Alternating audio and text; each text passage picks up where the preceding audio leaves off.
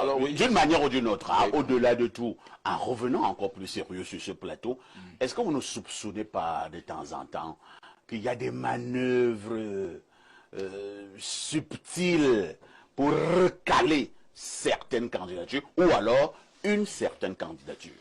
Tout est possible. Hein. Nous sommes en politique. Vous avez écouté le ministre Atangandi sur Actualité Hebdo. Oui. Il a dit qu'il est le shérif du président. C'est moi qui avais pris Cabral pour l'amener chez Papa Kona. Qui l'eût cru? Il l'a dit. Un monde de vision. Et donc, Cabral était un grand ami au ministre Atangandi. ils furent amis. C'est ce qu'il dit. C'est ce qu'il dit. Hein. Santia, c'est dire. C'est ce qu'il Parce dit. que ça a été démenti. Mais pourquoi il y a eu brouille? Non, mais en même temps, on est en politique. Vous savez, les deals peuvent se faire, Ils ont dealé, etc. Mais vous voyez bien que le régime en place, c'est vous qui l'avez appelé comme cela, a une obsession contre Cabral. Ah bon? Et contre Maurice Kamto. C'est vrai?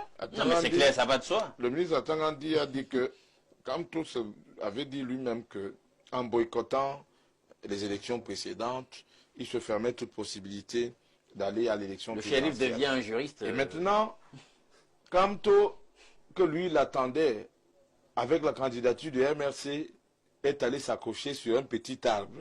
Ce sont les propos.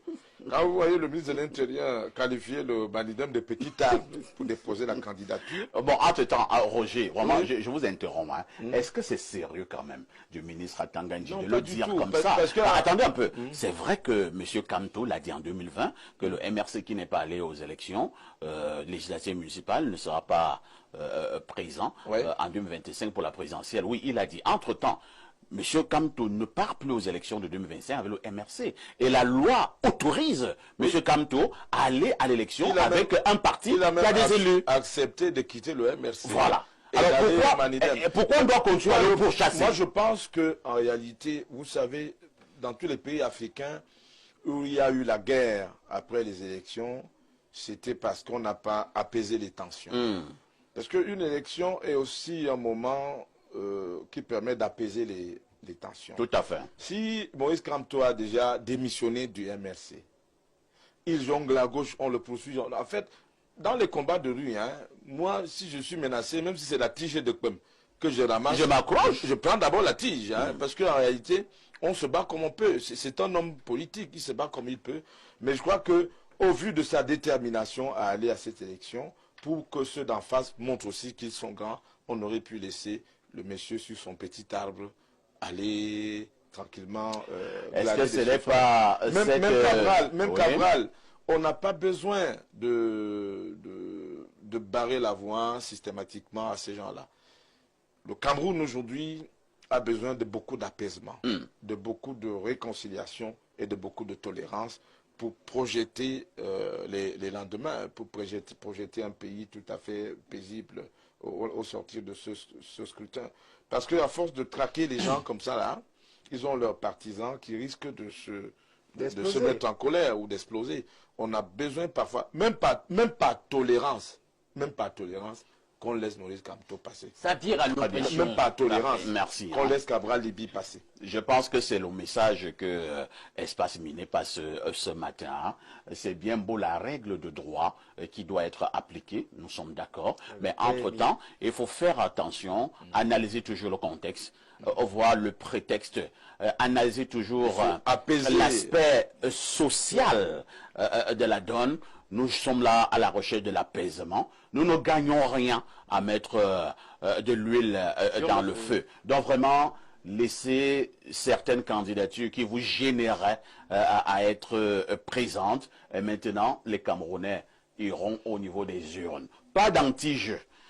Pas d'anti-jeu. Nous nous adressons à Elecam, mais également au Conseil constitutionnel. À tout de suite encore pour une deuxième fois, Roger, avec cette actualité brûlante au Cameroun. Le cas Manidem m'intéresse particulièrement ce matin. On sait que le président Maurice Kamto a été investi par le Manidem d'Anissé et Kané, mais ce que certains appellent déjà, entre guillemets, coup de théâtre. Hier soir également, un autre monsieur s'est présenté comme étant le président du même Manidem et est allé déposer sa candidature à Elecam, monsieur Yebga. Alors, votre commentaire. Alors, on rentre là dans un bouillonnement, un tourbillon qui risque de rendre hypothétique la candidature du professeur Maurice Kamto. Parce que là, le Mbombo Yebga, que j'ai quand même, moi j'ai eu la chance de le rencontrer à Douala, par l'entremise de Anissé Ekane. Tout à fait. Parce que Mbombo Yebga, qui est un ancien de la Sonel et des Néo, a été président du Manidem dans le cadre de la présidence rotative au sein de cette formation politique où vous avez eu Bandakani et les autres. Mais j'avais eu vent d'une querelle entre Anissé et Mbombo Yebga. Une querelle interne. Oui, mais je croyais que c'était terminé. Parce que là, ça rebat les cartes. Qu'est-ce qui va se passer?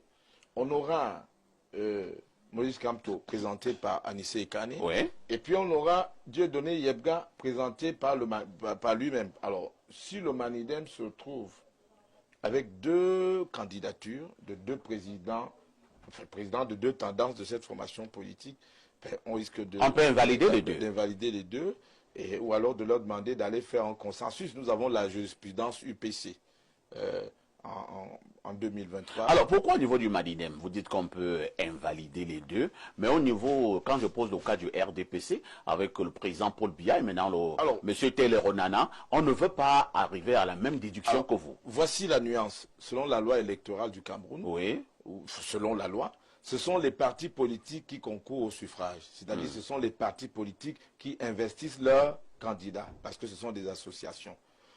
Ce ne sont pas les individus qui s'investissent au nom des partis, sauf comme candidat indépendant. Ça veut dire que Taylor s'est investi à déposer sa candidature au nom du RDPC, alors que ce n'est pas le RDPC, c'est différent. Paul Biya, c'est le parti qui l'a investi. Par contre, ici, vous avez deux présidents du Manidem. Vous avez Anissé Ekane qui est fondateur, membre fondateur, et puis vous avez Dieudonné Yebga qui a été président dans le cadre de la présidence rotative.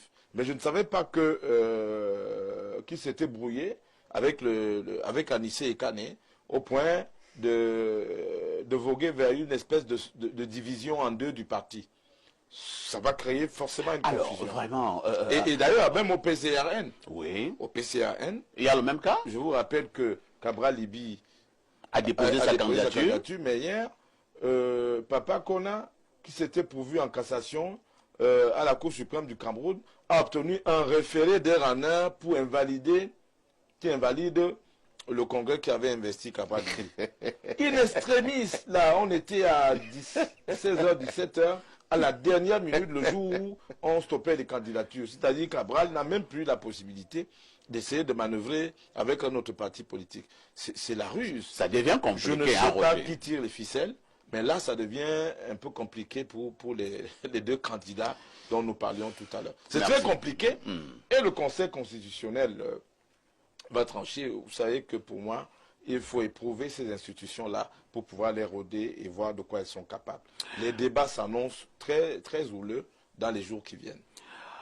Alain, donc, on parle donc là de ces procès post-électoraux qui risquent d'être, entre guillemets, violents.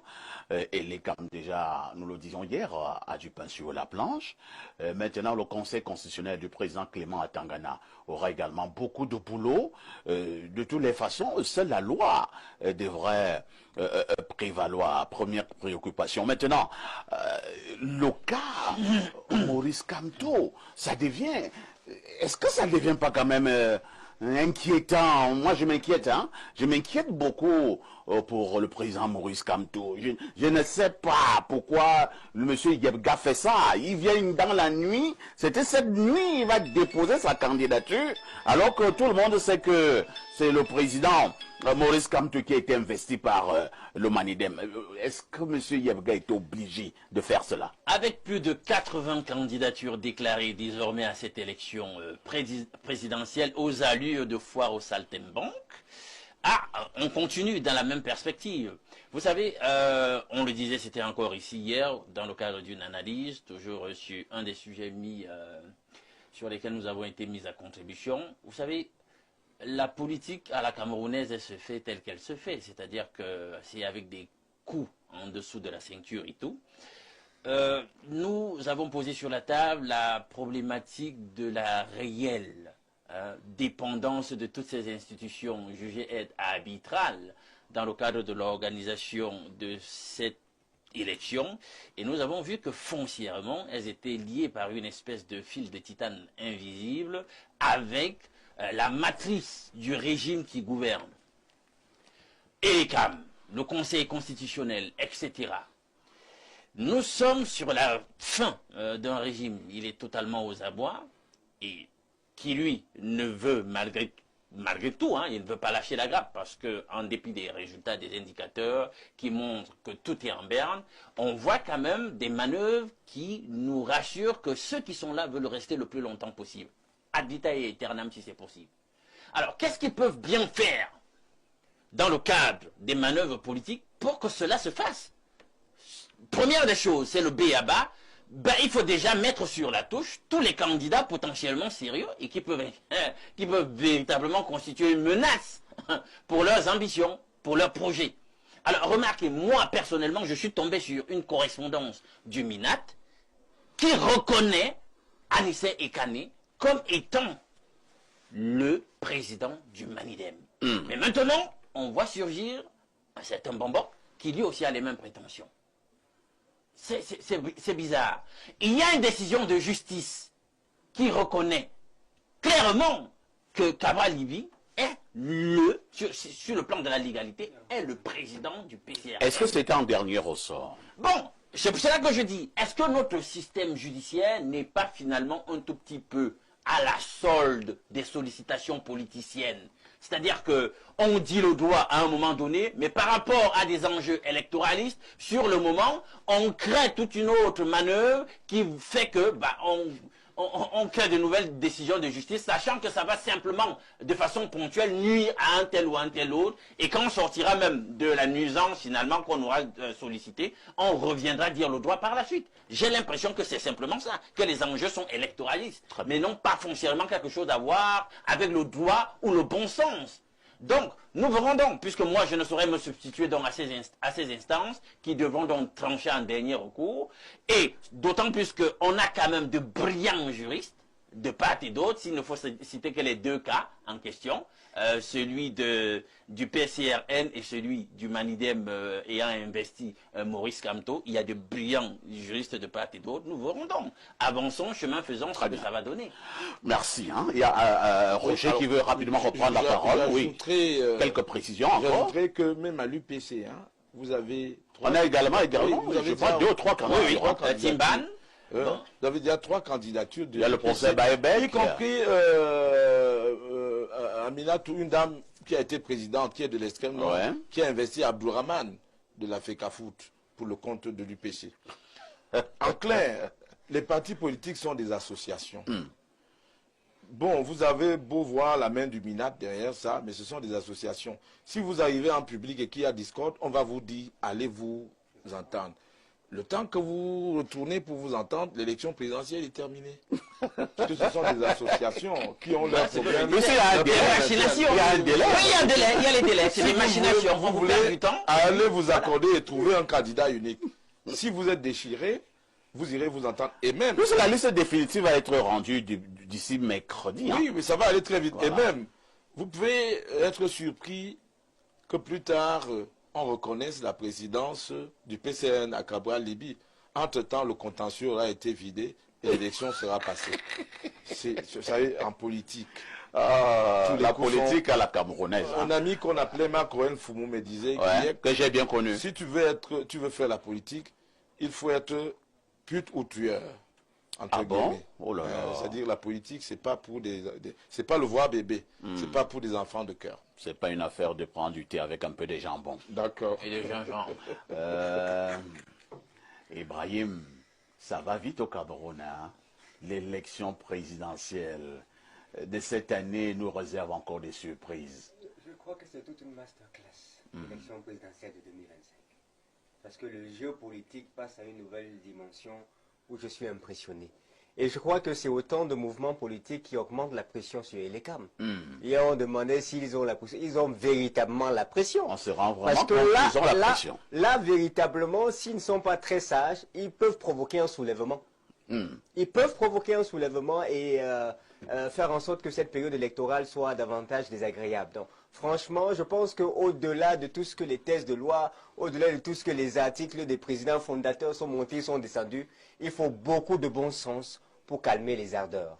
Parce que la tension, elle est déjà suffisamment forte comme ça. C'est très machiavélique de venir présenter, annuler une décision ou un représentant à quelques heures de la date limite en disant que c'est parce que c'est une décision juridique. C'est machiavélique. Alors quelqu'un va te dire, Doura Lex, c'est Lex. La loi est dure, mais c'est la loi. Mais là, il y a au-delà de la loi la machiavélité. C'est-à-dire qu'il y a du malin, du diable là-dedans. Vous avez, parmi tous ces candidats, il y a des candidats vraiment, quand tu regardes l'âge, tu te demandes où est-ce qu'on part en réalité. Je ne sais pas si... J'ai vu un autre monsieur, la jeunesse. J'ai vu un autre monsieur vraiment croulant, à la limite, près d'un siècle d'âge, qui a déposé sa candidature. Voilà le monsieur à l'image. Il a déposé sa candidature et il m'a l'air sérieux. Il veut remplacer le président Paul Biya, le monsieur que vous voyez à l'écran, à la gauche de votre écran. Parfait. Est-ce que vous voyez ce monsieur Ibrahim? Je le vois, mais je ne vais pas faire de la moquerie. Moi, je ne suis pas là pour abaisser la dignité d'un homme. Mais vraiment, je voulais inviter nos candidats, parce que 80 candidatures, c'est trop. C'est exagéré, ça devient du libertinage. Est-ce qu'il y a des gens, quand vous les regardez, il n'y a même pas la carrure d'un président? Ah bon? Non, non, attention, parfait ici. Il ne s'agit pas de gouverner un quartier. Le vieux que nous venons de Non, voir moi, je ne suis pas si le vieux. Parce que je crois que nous avons tous la conclusion quand on regarde ce papa, quand à ses capacités. Donc vraiment, moi je suis pas sûr. En même temps, nous sommes en démocratie, il ne faut exclure personne. Non, mais En c'est clair. démocratie, on n'exclut pas les gens. Allez les départager par votre choix. Voilà, c'est tout. Tous les citoyens ont les mêmes droits. Alors, l'histoire de vieux couché ou vieux qui a le petit nez pour remplacer le président. Et les Bon, citoyens... Vraiment parfait. Je suis pour les candidats qui aiment le Cameroun. On ne peut pas être dans un environnement pareil. mais rien nous dit. Non, Rien n'est d'accord avec Roger. Rien ne pas de vouloir et pouvoir. Si on est en démocratie, on est en démocratie. On n'exclut personne. Roger a Pas raison. d'exclusion. On n'exclut personne. Est-ce qu'ils remplissent les conditions pour postuler? S'ils l'ont fait, tant mieux. Maintenant, moi, je peux vous le garantir, et on le disait en neuf, beaucoup le font aussi pour se vendre. C'est un marketing. Hein? C'est une communication. Bon, entre-temps, Alain Douk, est-ce que, comme vient de le dire Ibrahim là, Oui. est-ce qu'il n'est pas temps également que nous respections la fonction présidentielle? Ça veut dire quoi? Peut-être le législateur devra un peu se pencher après l'épisode de 2025 pour voir les gens, ces plaisantins, qui disent qu'ils sont des candidats là, qui vont avec des dossiers, d'autres n'ont pas la caution, d'autres disent que non, l'État me doit de l'argent et lorsque les 30 millions, l'État va couper dans l'argent qu'il me doit, ainsi de suite. Est-ce qu'on ne va pas sortir une loi pour... si quelqu'un va comme ça, il y a même appris qu'il y en a qui ont déposé des chèques sans provision. Oui, un chèque en blanc. Ils ont déposé des chèques sans provision. Est-ce qu'on ne doit pas les interpeller? Parce que nous ne sommes pas là dans la blague. Voilà, justement, j'espère que tout le monde sait que sur le plan du droit, il y a des sanctions pour quiconque s'amuse. Je crois qu'il ne savait pas. À faire un chèque en blanc. Il ne sait pas. Il ne savait pas comment. Il ne sait pas comment. Tu veux être président et... Tu veux être président et tu s'amuse avec la présidence. ton compte est vide. D'ailleurs, la COBAC, les dispositions de la COBAC disent qu'après une telle opération, on doit bloquer son compte. Alors, nous faire comme ça, quelqu'un va aller retirer son Donc, il faut qu'on arrête de plaisanter à un moment donné. C'est vrai, tout le monde, dans le cadre d'une démocratie et de défense de la liberté, peut postuler, mais il faut que les gars se prennent quand même eux-mêmes d'abord au sérieux. Parce que là, on a l'impression que certains, ils font juste ça pour susciter un certain buzz, pour qu'on parle d'eux, il y aura quelques papiers qu'on va écrire sur eux. Tu n'as pas administré une région. Voilà. Tu n'as jamais été maire. Merci, hein. Alors, Roger Kiek de Kiki, d'une manière ou d'une autre, au-delà de tout, en revenant encore plus sérieux sur ce plateau, est-ce que vous ne soupçonnez pas de temps en temps qu'il y a des manœuvres subtiles pour recaler certaines candidatures ou alors une certaine candidature?